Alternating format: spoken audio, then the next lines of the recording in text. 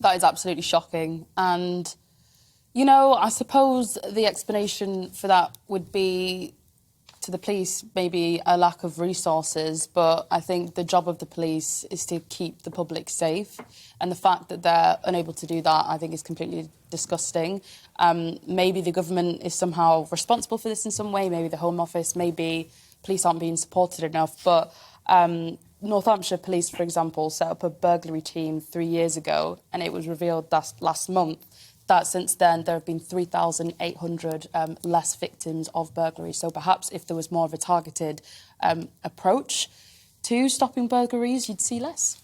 What about things like Neighbourhood Watch, by the way? Is that still a thing? Do you still have those Neighbourhood Watch? Do you remember? It is still a thing. I'm not sure really how active they are.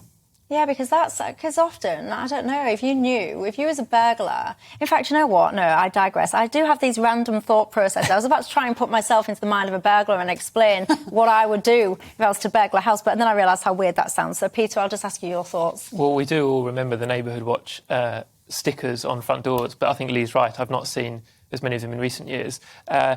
On burglaries, you know, I try not to reduce everything to party politics because it does get repetitive, but to me, actions have consequences, and I just looked up according to the House of Commons, 600 police stations were closed in the first 8 years after David Cameron was elected. This is a party of law and order, and the justification for closing police stations was, of course, austerity, but that means you take police officers out of the community. They're a bit more in hub-style police stations with a much wider geographical radius, so I think it may be harder to get that local intelligence to investigate.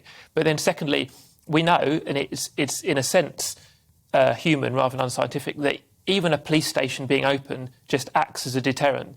There is less crime in the mile or two around police stations, and I know that that's a behavioural factor, but it is a fact. So I think austerity has consequences, and austerity in the justice system, whether it's police or all these poor people who are victims of crime and waiting for their case to come to court because of underfunding of the justice system. I think actions do have consequences, and I know some people might point the finger at administration and bureaucracy imposed by central government, but to me, the roots of this do go back to public spending cuts under the coalition.